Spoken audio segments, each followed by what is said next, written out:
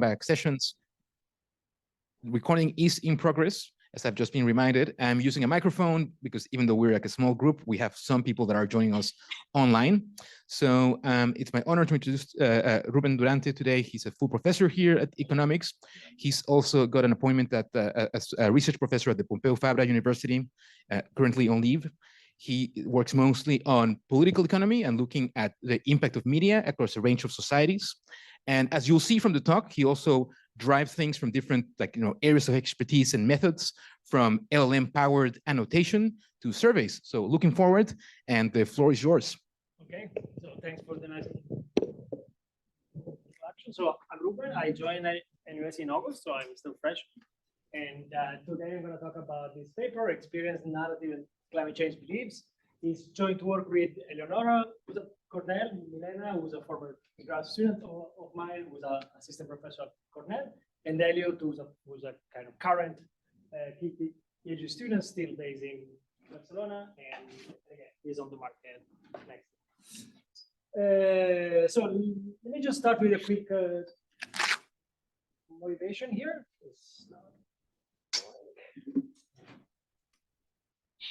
Okay, working.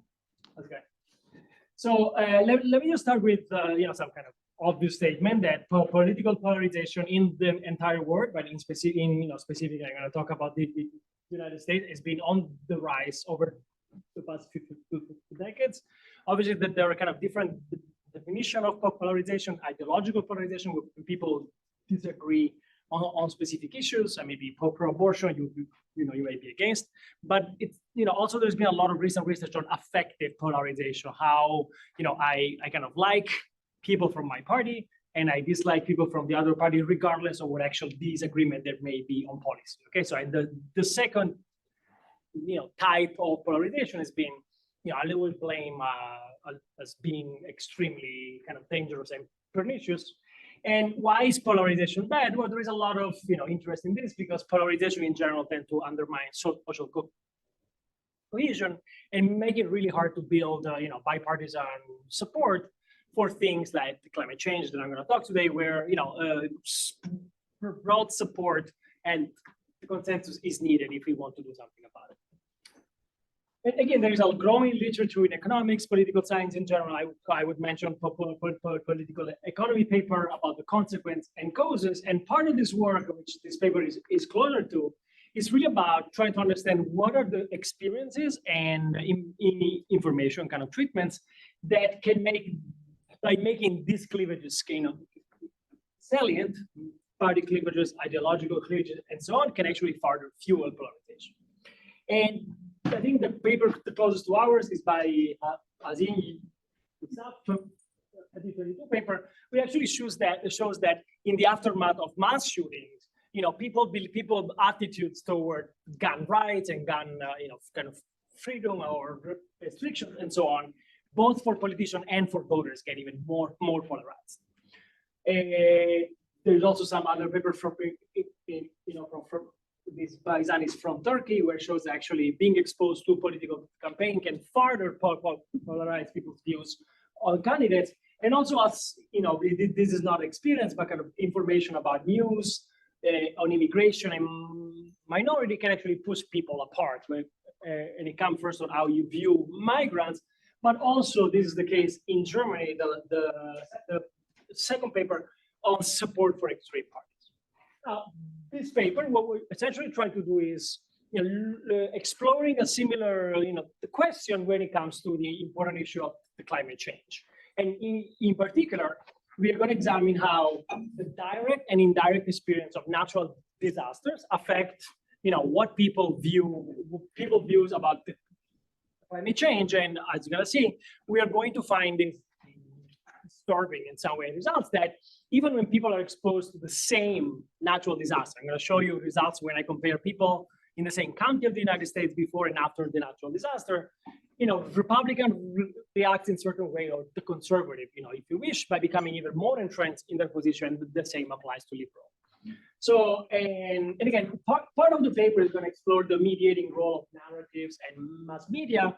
We're going to be able to provide more kind of causal results here. This second part is going to be a little more suggestive, but I think is still important to understand. Now, why do we talk of climate? Why do we focus on climate change? I mean, the first obvious answer is something incredibly important. It's one of the biggest challenges faced by humanity today, but also because we do observe, especially in the United States, but unfortunately in other countries too, large partisan differences when it comes to climate change, both in terms if it exists or not. This is admittedly the most extreme kind of disagreement, but also on what is causing it and what its effects may be on humans. And again, just to give you an idea, these are data from the Pew Research Center. This is from 2020. Unfortunately, things have not improved. If anything, have deteriorated. But essentially, when Americans are asked if they say they think a specific issue should be a priority for the administration, you see there is clearly things like immigration and kind of crime and so on that tend to be very polarized. So the blue dot is Democrats and the red dot is Republicans. But as you can see, environment and climate change are the two issues where the divide between party members of one and the other party tend to be the largest. In other countries, you don't observe this. The more the disagreement, for example, if I think of Europe, is not whether the climate change is happening or not, but more what should we do about it and how costly this is going to be. But I'm going to talk about the United States. This is just suggestive evidence that this is a divisive issue. And unfortunately, if you look over time, if you take this data from Gallup from 1997, 2021, here the question is, what is your view about as to whether the effects of global warming have already begun? The gap, if anything, is increasing.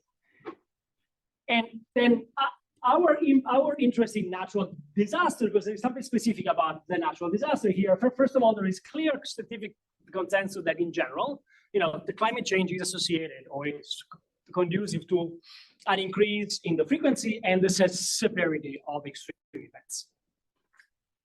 However, there is still very large partisan disagreement as to whether there is a causal, you can make a causal link between the climate change and a specific disaster. Indeed, this scientific consensus is in general on, we would have more natural disaster, more destructive natural disaster, but it's really, really hard. I doubt possible there is like a niche of climate change science attribution theory that specifically work on that, but it's really hard and politically clearly controversial to say, oh, Hurricane Ian would not have occurred, or the destruction would have been much less if there was no climate change. This is really hard. And because of this uncertainty, because of this ambiguity, what we observe in the aftermath of this disaster is the emergence of these different narratives. And by narrative, I'm thinking here the recent literature in economics, Robert Shiller and so on, about what is this causal model that you have in your mind that connects causally two things that are not necessarily connected to each other. And here, the simple, if you want, the narrative of pro-climate change, people would be human activity is causing the climate change, this is a cause, and the climate change is causing the natural disaster. If I don't believe in this narrative, the opposing narrative would either be, I don't believe, maybe the climate change is happening, is definitely not caused by humans, and is definitely not causing natural disaster, or you can have some variants of this, right? I believe that the human activity is causing the climate change, but the natural disaster is just like nature unpredictability. Or I may believe that the climate change is causing natural disaster, but it's not driven by humans. So why should we adapt our beliefs? And again, you see these different narratives both in the media, but also active political discourse by Republicans and Democrats in the United States. This, for example, an example of liberal discourse in the aftermath of Hurricane Ian. Of course, each one tends to drive public opinion in its own direction. These are Democrats saying, for example, President Biden says that Hurricane Ian ends the discussion over climate change. Is clearly happening, and all these things that we're observing so far are due to this. On the other end, of course, Republicans are quiet. They essentially, accuse, specifically, scientists that make a causal connection between one specific event and the climate change. And for example, this is the sort of Don Lemon, who's this National Hurricane Center that dare to make this statement, and it was all the Republican leadership was all over it. So let me actually tell you a little bit what we do. I have a little too much material, so I'm may skip on some things. I don't want to get to the end, but if I'm going too fast or too slow, you let me know. So the first thing that we do is more kind of extremely simple, very descriptive as a starting point of our paper here. It's trying to understand a little bit better what is the link between the climate change and natural disaster. In particular, we're going to run our own online survey to Prolific and ask people from different sides of the political camp, what do they think are the causes of, in this case, we focus on Hurricane Ian, which is a big effect, a big event in the United States. And we ask, we interview both liberal, conservative, and we ask is their interpretation? What are the likely causes of this event? And what is their opinion and what they think is the opinion of the other party? And here the idea is really try to understand how large is this divide and if it's common knowledge in a sense. I know that you think, and you know that I think, and so on. So this is kind of clear. The most important part of the paper is really looking at the impact of natural disaster on climate change, attitudes. And here, in particular, we're going to combine data from the occurrence and severity and location of natural disasters in the United States. These are the ones that were officially kind of certified by FEMA, which is the authority that deals with these things in the United States. And we're going to combine this with the survey data, very detailed survey data, electoral data, where they ask people a bunch of questions on their attitude and so on. And the main results here, to give you a preview, is that experiencing disasters widens the gap. Some people argue that don't worry about the climate change. As soon as the consequences of climate change will become visible, even the most skeptical people will realize that this is the case. And so we will converge, we'll find support, and everything will be fine. Here, the results that we get is actually, not really. Things are getting more visible. Everybody realized there's more natural disaster than there was before. But the message, really, what matters is how you interpret the same signal through a different lens, through a different narratives. And because people seem to be interpreting through different narratives, these beliefs, instead of converging, we actually observe they diverge. We're going to be able to tell you a little bit more about this polarizing effect of natural disaster. First of all, it's quite big and robust. It fades over time. It's kind of short-lived right after, it lasts a few weeks after the natural disasters. But again, we're going to try to draw some implication that it's not only the areas that are affected, but also the neighboring areas. So in some way, this indirect experience of like, it didn't happen to me, but it happened to my neighbor, but I could be next. That also teaches people some lessons, but again, in this polarizing way. Something interesting we're going to discuss, it is larger for respondents who are a local minority. If I'm a Republican in a Democratic area or a Democrat in a Republican area, that effect is stronger. Arguably because I am more exposed to the views of others and I have this backlash. And finally, we're going to look at the role of media, and we do find it very interesting results is that really only when there is a local newspaper in your area, which obviously tend to cater to the majority of readers, you do observe this backlash. And so I'm going to tell you something suggestive about the role of media, but nothing completely conclusive. This is what I'm going to tell you about the role of media. We're going to look both at local, over 1,500 local papers in the United States and a bunch of the cable TV, in the United States. And here the idea, first of all, a relatively small methodological innovation, which is we're going to use large language models, LLMs, to measure the narratives. Part of the difficulty with standard NLP models, this natural language processing model, is that you can look at keywords or topics and so on and so forth, but the subtle narrative, for example, whether does this article connect climate change with natural disaster and how it does it and so on, is really hard to grasp. Unless you want to abuse an army of research assistants, you have to rely on other things. And here we're trying to use LLMs to understand whether, we can spare the lives of some research assistants and do this, in a proper way.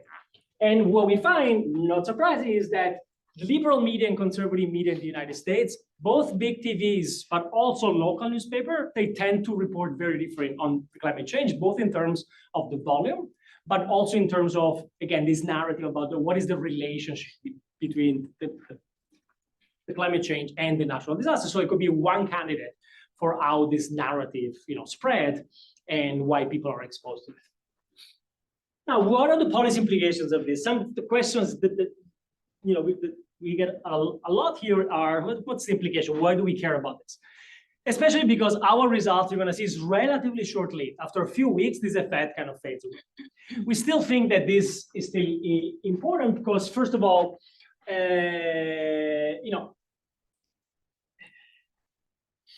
it's really important because when you try to implement these policies, they try to bring people together, find bipartisan support, and so on and so forth. You need to be very careful when we implement those policies.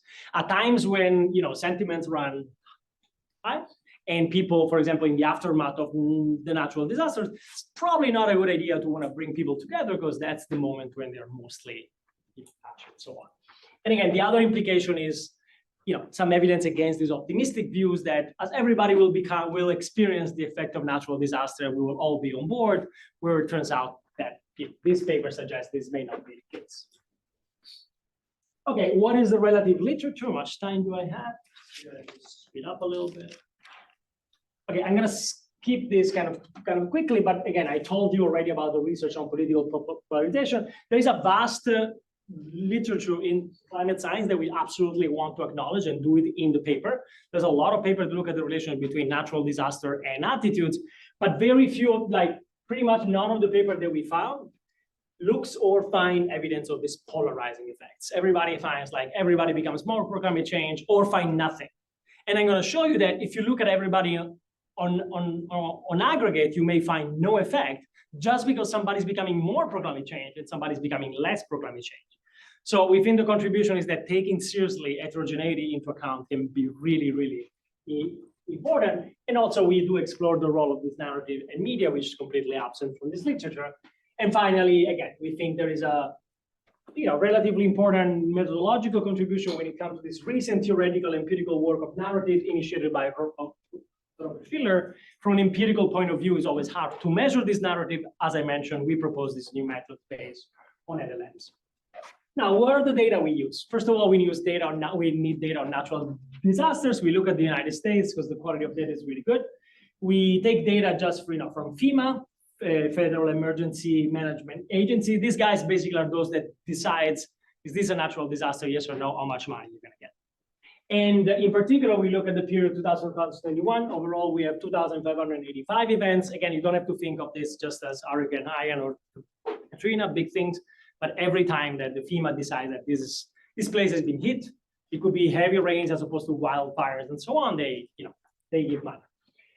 For each event, we have information on what the type of event, which is reported here, which is summarized here, what counties are affected, and for each county, the start date. When was this county affected, which is important for us to match this data with the survey, how much money you receive, which is a measure of intensity. And again, this is the United States, and there's a lot of storms and hurricanes and so on, flood, wildfires and so on. Bunch of stuff that could be possibly related with climate change. We were a little sad, not sad because we're not cynical, but we were a little upset there were no earthquakes and stuff like that because those are natural disaster, but nobody in his right mind can relate those to climate change yet, unless some conspiracy theory or something. But again, the bad thing for us, good thing for the United States, there are not a lot of earthquakes here. So we're gonna look at all these type of events that could be related with climate change. The other thing we want are data on beliefs and attitudes about climate change. So the first thing that we do is collecting our own data for these first validation exercises. So we essentially, we elicit our own, and it's coming. We basically ask, we interview 200 people, their self-report to be Republicans, 200 people, their self-report to be Democrats, and we ask them a bunch of questions, open-ended and multiple choice. And we want, again, to understand not only your attitude, but also what you expect, the second order beliefs. What do you expect are the attitudes of people from the other party? The main analysis is going to be based on this very nice data from the Congressional Election Studies, a national representative electoral survey. We're going to look at the period 2021, where there are some questions on climate change and environment. It's a repeated cross-section, so we're not going to be able to follow the same people over time, but we're going to have people interview in a county, same year before and after the natural disaster. We're going to use two measures. How concerned are you about climate change? And when it comes to the environment, what is your position about how much jobs should we sacrifice, or should we care about the environment more? And again, obviously you understood this intuitive, but we're going to match the survey respondents by the date at which he was interviewed, and so we're going to know whether the same two people in the same county were interviewed before or after the natural disaster.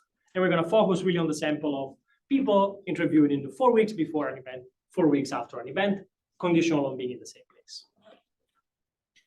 For media coverage, kind of quickly, we're going to use information on the content of basically the universe of daily newspaper. We use data from Newsbank and ProQuest. This is our period. Overall, we really have a lot of newspaper. Every newspaper there is worth his name. It's in this data, 1,300 newspaper. For every article, we have the full text, the date which he was published, and obviously we have to put a location on the newspaper for simplicity, but it really works. We're going to assign the newspaper the location of the headquarters. Market, we're going to look at very small newspapers. So market in the United States tend to be very local, the newspaper market. A newspaper usually serves 1, 2, 3 counties max. Okay, so with other paper in which we validate this approach, it works really well. We're going to have a measure of newspaper ideology. I'm going to be able to tell you Republican newspaper versus Democratic newspaper, kind of cover the disaster and the climate change in different ways. Here, for simplicity, following the literature, we're going to say this newspaper is conservative if it's based in a primarily conservative area and so on. So if I say from now on, conservative newspaper and liberal newspaper, the real expression is newspaper in conservative areas, newspaper in democratic areas. Because we look at local newspaper, we're going to focus on the local disasters again, and we're going to look at articles published in the weeks before and after the event. Events that occur in the area that is served by the newspaper. And it's important for us to distinguish between coverage articles that talk about the climate change, and here we're going to use a very simple technique. We're just going to say this article is about the climate change if it includes either the word the climate change or the word global warming. And there's a million of that in our sample. There's a lot more, 9.4 million articles that talk about natural disaster, which obviously when they happen are very newsworthy events. We're also going to look at national cable TV. Here we have data for Fox News, CNN, MSNBC. Again, so we have this nice, CNN and a little bit on the center, MSNBC more left-wing, Fox News clearly more right-wing. Here we have kind of the transcripts, okay, organized by 15-second snippets. And again, we focus on large disaster. For national TV, we only look at the top 10. And we use the same thing to classify the news segments as I described for. Now, the first experiment, attribution of disaster of climate change. As I mentioned, we do this on prolific. We identify 200 people that self-report to be conservative, 200 people self-report to be liberals, and we essentially show them a video of 1 minute that depicts the destruction caused by Hurricane Ian. There is literally no voice, no comments. It's just a video. Okay, and then we ask a bunch of questions on both open-ended questions and multiple choice about what kind of association this video elicit in them, and what do they think is the cause. And again, both with open-ended question about association, open-ended question about the cause, and open-ended question on their own answer, you see that liberal respondents are significantly more likely to spontaneously associate the natural disaster they just saw on the video with climate change, more likely to report the climate change being one of the causes. And obviously, this is a survey, it's cheap talk, but we also validate this by allowing them to donate a certain amount of money, either to the Humane Society, climate change NGO, or kind of a cancer NGO. And obviously, the liberals tend to donate a lot more, so they kind of put the money where their words are. And the other important thing is that the Democrats report caring a lot, thinking that climate change is more likely to be the cause, but also they're very aware that the Republicans will not say the same.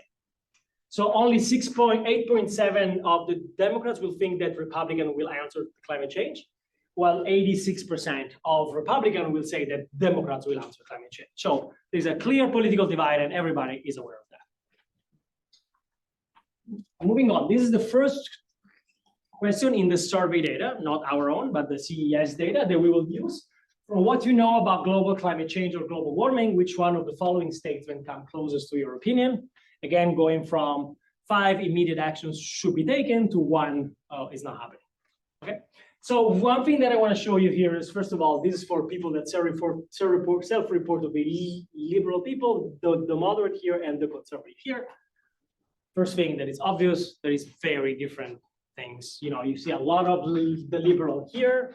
It's no, immediate action is necessary or some action is necessary. There is a lot of more people, 1 and 2 for the Republicans.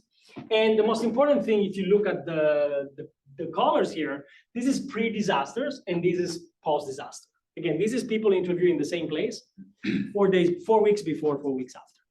And you can see that the effect tend to kind of move some of the mass here.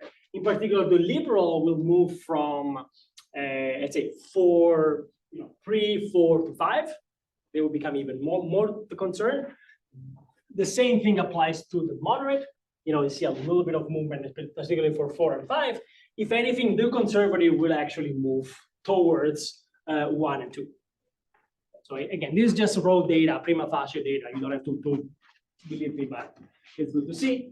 The second question is more about the preference between environment and jobs. It's a long question, but essentially, happening explaining in this trade-off between environment and jobs. Should environment be more important, environment somewhat important, and so on, all the way to I don't care about the environment, jobs is what matters most. I'm not gonna go through over this again, but the same thing. Big differences in level and big changes, relatively big changes for the liberal becoming more pro-environment, Republican becoming more pro-jobs. This is the main table I'm going to show you. I try as much as possible to show the graphical evidence, but at some point economists, they really have to show some of the tables, otherwise they're not happy. Let's try to understand what's going on here.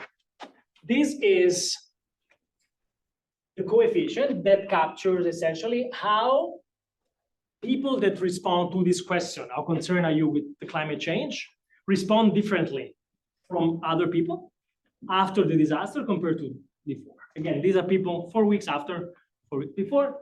Now, if you look on average, you don't see much.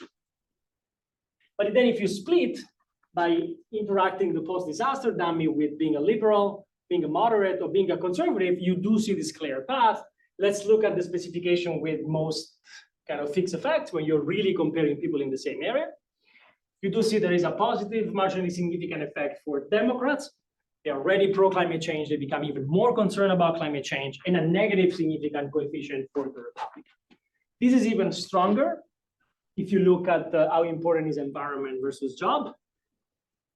Democrats, people that report themselves to be liberal were already more concerned about the climate change. They become even more about post-disaster. The opposite hold for the conservative. Since I don't want to carry these two variables for the entire presentation, we collapse them into an index. So you're going to see this index here, which is the principal component of this two, this is the z-score, and there you go, still positive for Democrats, negative for Republicans. Now, you may think there is a problem here in the sense that you're asking these people to report their ideology after the disaster, right? So potentially, Ruben, I don't believe this thing because you're dividing the sample based on a variable that could be affected by the disaster itself. So another thing we do here is, okay, you're right, that's a fair point. What we do is essentially taking people before the natural disaster, where they still asked to report the climate concern, and essentially correlate this response with a bunch of demographics, gender, education, race, location, job, blah, blah, blah, blah, and whatnot. And then we use that to predict their climate concerns for people after. Okay? So we're kind of really trying to say, how can observable ex ante give us a predicted values of climate concern ex ante, and then we can split this between people who are particularly concerned, medium concerned, and not concerned. So again, it's really trying to avoid using variable that can be endogenous. Economists love these words. Endogenous just mean that it could be affected by the event itself. And again, same thing. People who are, we predict the prior in different ways, but again, the message is still the same. People that were concerned about climate change before become more concerned. People that were less concerned become less concerned. Now, who's driving this? Of course, you have Republican and Democrats, liberal and less liberal, but people vary a little bit. Some are very conservative, some are less conservative, and so on. So we estimate the coefficient here. This is 0.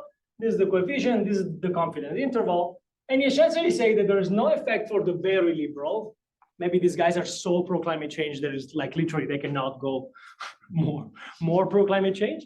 The effect is really coming from the liberal, people that report themselves that report being liberal. The moderates, we also find this very interesting effect on the moderate. We don't have a lot of time, but we can discuss this in the question time. Conservative also changed. The effect on very conservative is still there, but it's not significant. The same thing if you look at party affiliation, is not the strong Democrat or the very strong Republican is still there, but it's not stronger than the not very strong. It's really in this area and in this area, people that lean or people that are not very strong, where the effect is. Okay, so again, it's not affecting mostly the hardliners, it's affecting people there somewhat in the middle. Now, the other thing that you may be worried about is like, okay, you're basically splitting the sample on political ideology. But political ideology can be associated with age, education, and so on and so forth. So maybe it's not the post-disaster times my ideology that matter, but it's post-disaster times education. Maybe more educated people are reacting to the shock in a different way, so you want to control for that. So here we include all the controls in the baseline, and then post-interacted with age, post-interacted with gender, post-interacted with college, post-interacted with income, and all the controls. Together, long story short, things don't change much. Okay, so if you're concerned that it's not the political ideology is creating the differential effect, but other individual characteristics, that should at least alleviate this concern. The other thing is alternative time windows. I told you we can compare people interviewing the 4 weeks before, 4 weeks after, but we can also look like super narrow 2 weeks, and 2 weeks, 5 weeks, 5 weeks, and so on. Obviously, if you go smaller, 2 weeks, you have fewer people, right? They're interviewing that small interval, so the standard error will increase. That's what you find. But again, the bottom line is that things are pretty stable. It's not, this result is relatively robust to the choice of different time windows. The other thing is the dynamics of this. First of all, we see that these are the weeks before the event. This is -1 is the week of the event, and this is the week after the event. So if you look for the liberal, there's pretty much no pre-trend. It's pretty flat before, and then it starts to go up. First week, second week, third week, fourth week. By the fifth week, it starts to decline. So it's relatively short-lived. It's not that we're saying this effect lasts forever, but in those 5 weeks, you're kind of becoming more concerned. We find a little bit less for the moderate, and again, the effect is in the negative territory primarily for the conservative, but it's very short-lived too. The other thing that we care about is the indirect experience. Do I have to be hit myself by the disaster? Or if my neighbors are hit, I still learn something. And we were very surprised by these results. In a sense, we were expecting the effect of decay with distance, right? Being individually hit is more important than, now you don't have to think of most of these disasters like people are displaced or Hurricane Katrina and so on. I told you, there are like more than 2,000. Some of them are just relatively small. There are damages, but most people are not displaced. There's relatively, chill. When you compare here, you see that this is first-degree neighbor. So this is the county that is affected, is the blue. Counties, they're neighbors of county that were affected, but they were not affected themselves, is this. And there are counties, they are neighbors of the neighbors of those that were affected, is here. So one thing that we are very surprised is that actually the magnitude of the effect is similar, if anything, sometimes smaller for first-degree neighbors and second-degree neighbors.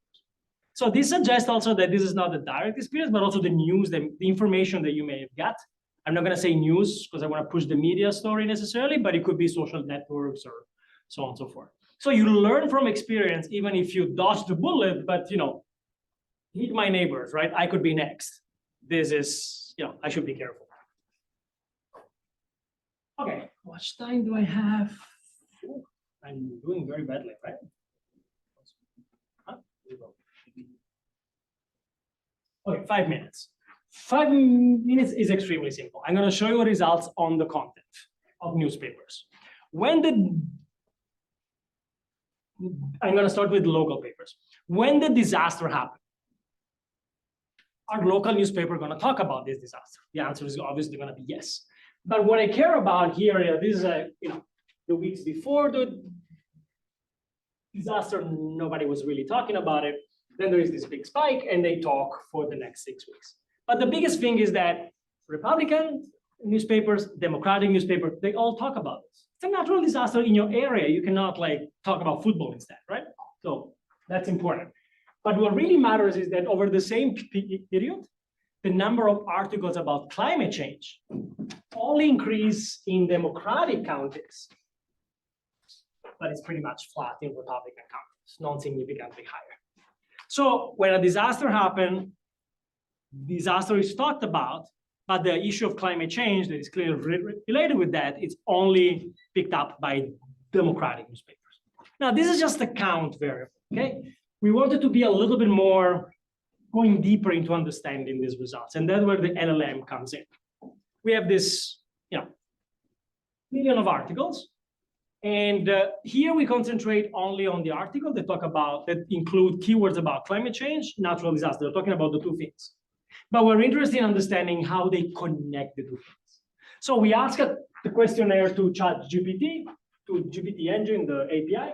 And we basically say, does the article implies a causal connection between climate change and natural disaster? We already know they talk about these two things, but how do they talk about these two things? Or does the article negate the causal connection? Does the article say it's important? Does the article use sarcasm when discussing the issue of climate change, which is something that a lot of Republican newspapers tend to do? Okay, it's climate change. All the Democrats are going to start to say that the world is falling apart, but that is not really the case. And obviously, we don't trust GPT per se, so we compare how GPT codes the same article and how arrays code the same articles. And to our great surprise and relief, there is more agreement between GPT and each of the arrays than between the arrays. We had major fight between arrays. This is not a narrative pro climate change and so on. With GPT, everything was kind of fun. So you can basically fire all your arrays and use GPT engine instead. That's the lesson from this paper. I'm just kidding. So what is the relationship between the responses to the questionnaire for each article and the ideology of the newspaper? Remember, the ideology of the newspaper for us is the vote share for Republicans in the area where the newspaper circulates. And you can see is that the more Republican you are, the less likely you are to say that climate change is important. The less you are to state there is a causal connection between the two. The more you are to negate explicitly the connection, and clearly they love it, the more you are to use sarcasm about both the issue and about the overreaction of the Democrats. And so this is interesting. I don't have a lot of time, but we find the same thing for the coverage on national TV. Okay, so this is everybody talks about disasters, especially after the disaster happened, but the number of articles of news extract about the climate change increases on CNN, MSNBC, but not in Fox News. And again, Fox News use a lot more sarcasm, negate the causal connection, but is significantly less likely to say it's important and to draw the connection. So this is not just local media. This is not just national media. It's a pattern. In the last minute that I have, I'd like to show you some results that connect these two results a little bit. I show you the polarization, I show you the media, but like kind of try to connect. I'm not gonna be able to say something causal here. But the first thing that we find, which I think is interesting, more food for thought for the discussion, is what I told you before. If we split between Democratic counties and Republican counties, what we find is that the effect tends to be larger for the liberals in Republican counties and for conservative in Democratic counties. You see that if you're a minority and you're faced with the narrative that is put forth either by local media or just by your people in your social network, you just bump into more Republicans, then you get pissed and you backfire and you backlash. The other thing which is interesting is that if we split, there are some counties in the United States, unfortunately, that don't have local newspaper anymore. They're called the news deserts. And there are counties that have a local newspaper. When you have a local newspaper, usually it tends to cater to the majority, right? If you want to sell in a very Republican county, you better have a Republican bias. Okay? So what we do find is that no polarizing effect when there is no media, and the big polarizing effect when it's media. I have a couple of other results. I went way too long, so I'm going to conclude here. Just a word on the conclusion. Let me skip this because I already told you. But this implication, again, as the consequence of climate change become visible, this optimistic view that everybody will realize, and at the end of the day, we're going to be able to do something. Because this issue is so politicized, even the common experience can actually generate different effect. And again, if you try to do something to build support and increase awareness for climate change at the wrong moment, when people are becoming more rather than less polarized, that can actually backfire. Okay, thank you so much. I'm sorry it went a little long. Thank you very much. Now, we have time for some questions. Again, I would appreciate if you can use the microphone. I know we can all hear each other, but this is for the sake of those who are on Zoom. So yeah, Hi, thanks. Yeah, I was just wondering, do you define climate change in these surveys and in these studies? Because even I'm lost as to what this term means anymore, to be honest. I mean, it's such a reactivity based term. And what I'm thinking is that you're getting maybe a sort of heuristic that's activated, a reaction to a terminology more than issues themselves or actual ideology.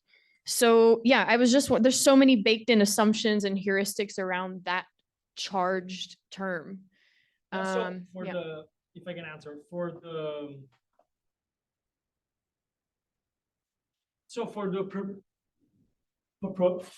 our survey, obviously we have a lot more control, and so we were worried about this. So we let them give an open-ended questions as opposed to what association brings to your mind.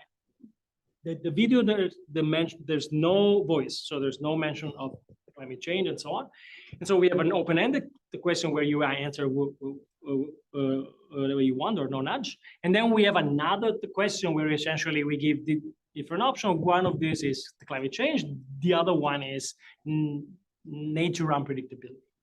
And the results we find on the two are very, very similar.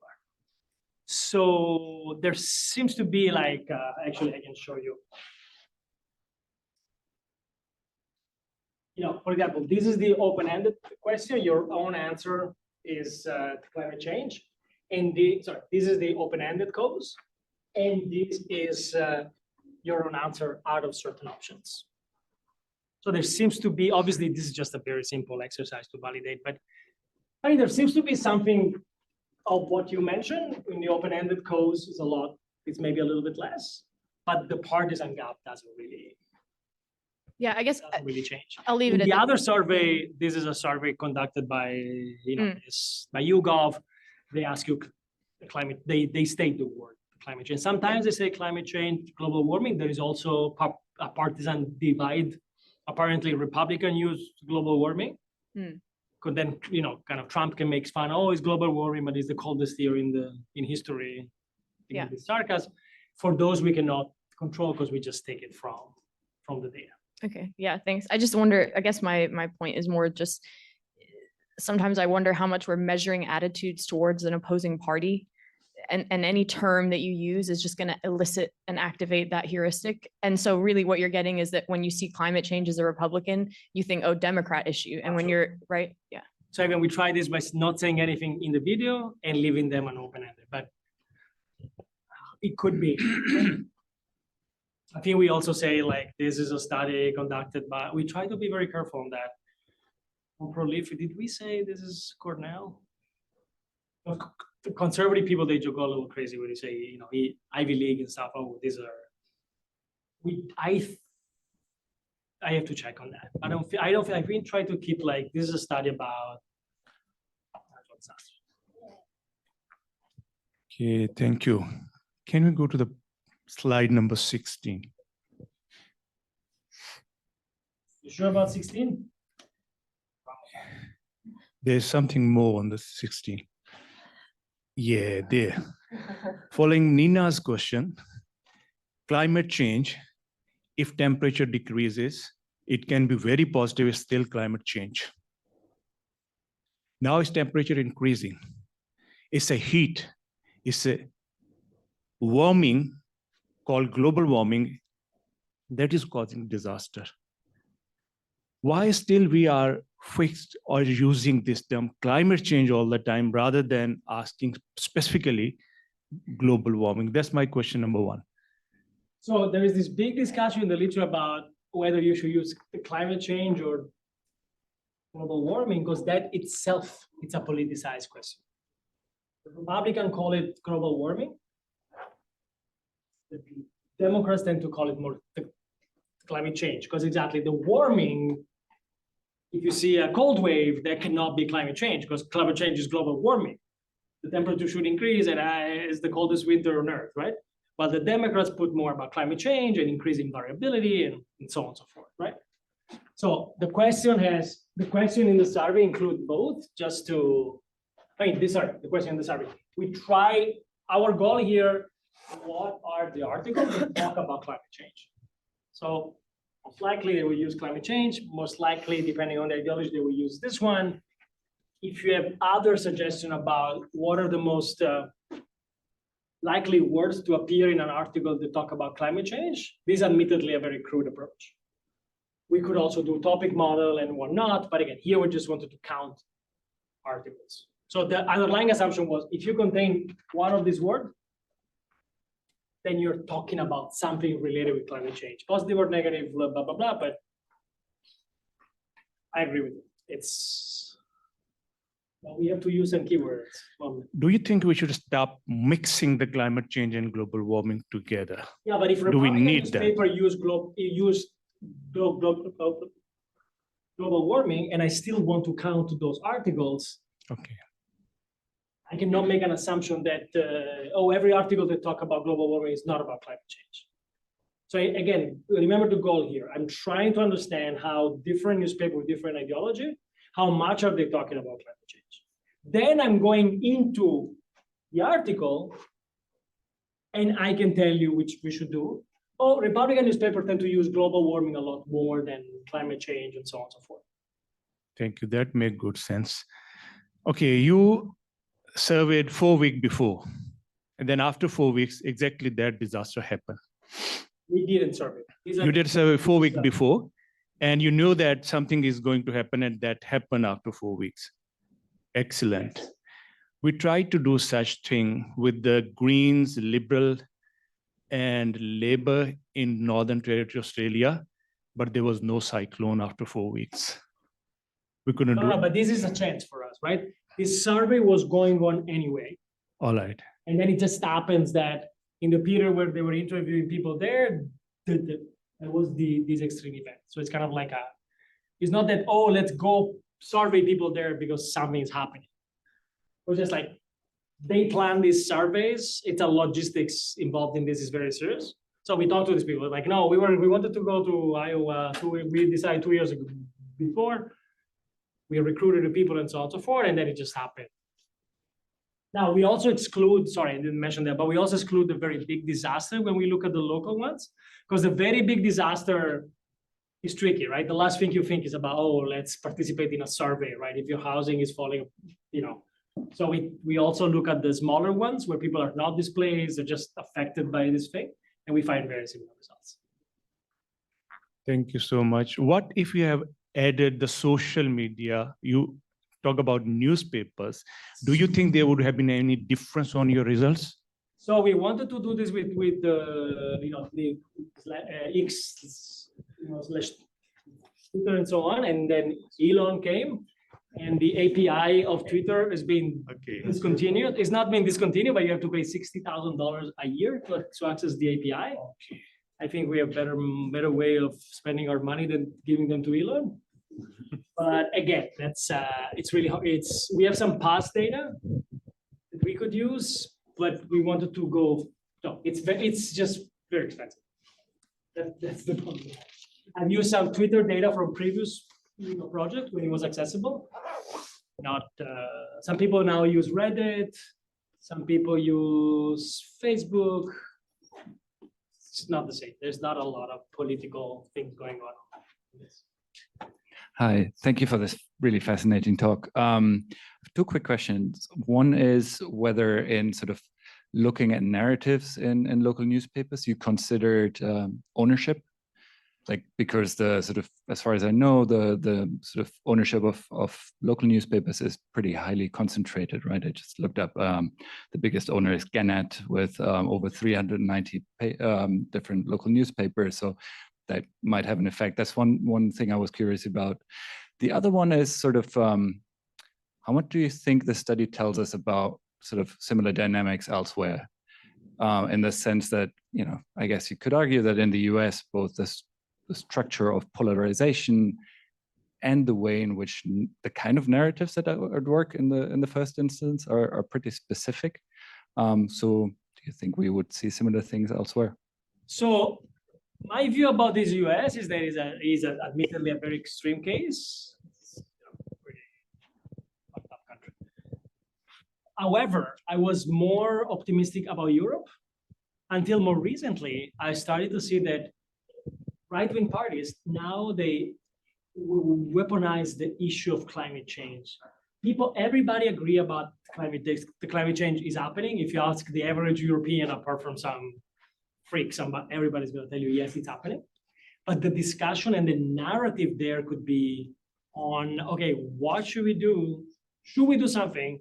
What should we do and what is the cost?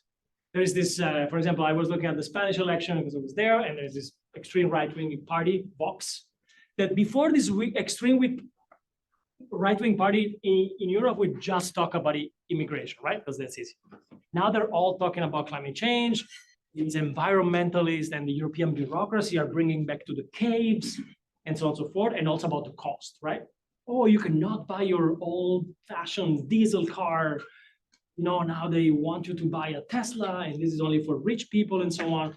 So my concern is that a lot of these narratives is going to be not on the existence of whether this is happening, but more on what is the second question, right? Environment versus jobs. In our case, it would be environment versus taxes or environment versus, and I'm really afraid of this dynamic, especially in the upcoming European elections.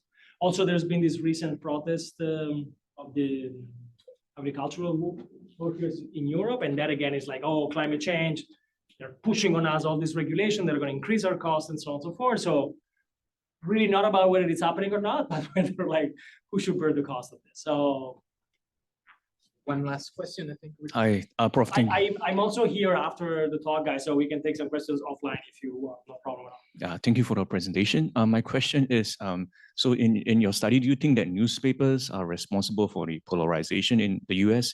And I was wondering whether these newspapers kind of validate their own worldviews. And what's the aim of these newspapers, by the way? Is it just validating the own worldviews of the Democrats and the Republicans? And if they're not about capturing votes, it's just a validation of their own views? So to be Right. entirely honest, okay, we are working on this, but we're not gonna have a paper saying newspaper are causing polarization. If you're looking for a paper like that, I have another one.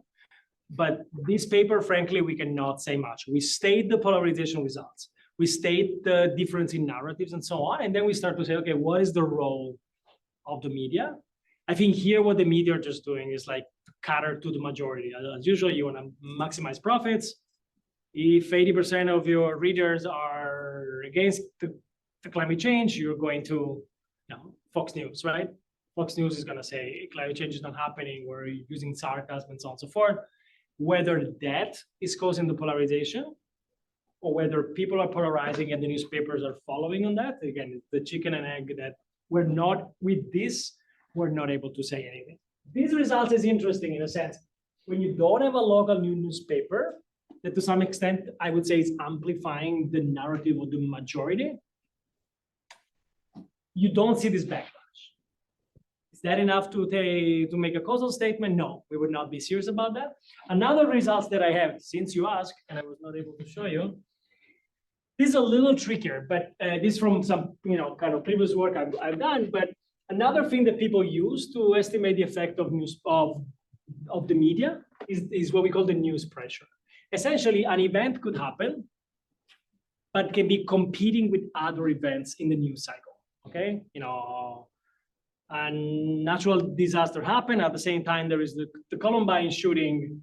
In a normal day, you would get 15 minutes of coverage. When there is the Columbine shooting, I'm sorry, you're gonna get 5. Okay, so we try to do this. So the news pressure. I'm sorry, I have to rush on this, but think of this news pressure as the presence of competing events on national news.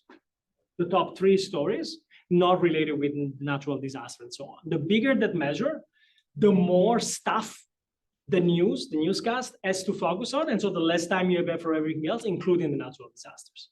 So obviously we only have these at the national level. It would be a nightmare to construct these at the local level. Very suggestive. Very suggestive, don't take my word for this, but this is the baseline results I show you for climate concern for environmental jobs.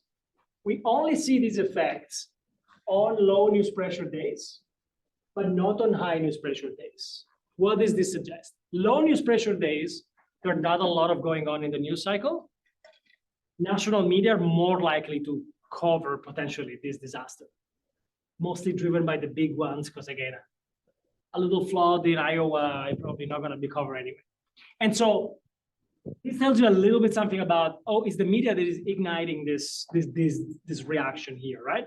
But again, I would really take this with a grain of salt because additional assumption built in there is that the national news competing events at the national level are also talked about in the local media.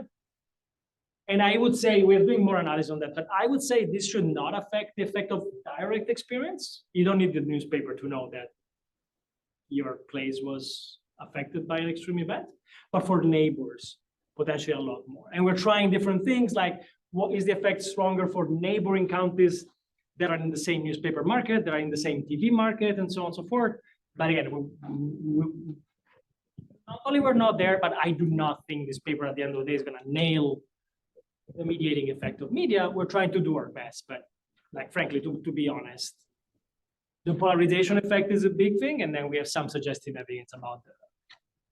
If you're interested in more how media affect polarization, I can suggest a completely different paper. We have done that, really as that type of results in it. Sorry. Do I have time for a quick? Well, so what I would suggest is like not so much that we end the discussion, but that we bring food into the discussion. So shall we just open the doors and get lunch in? Sure. And like, Ruben will still be here. Please stick around. Guys, for the So if you, join me again in thanking like Ruben for this fascinating presentation and discussion. So thank you.